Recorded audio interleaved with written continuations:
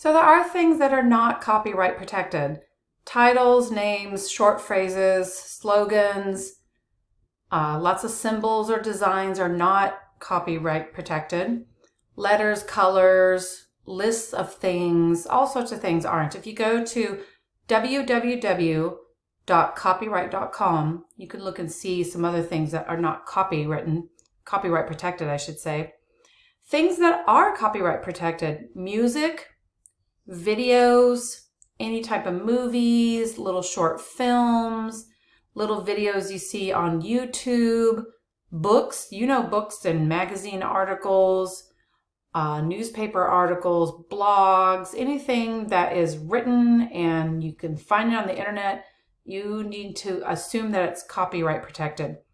Clip art can also be copyright protected. Always make sure that there's no little tag that says otherwise.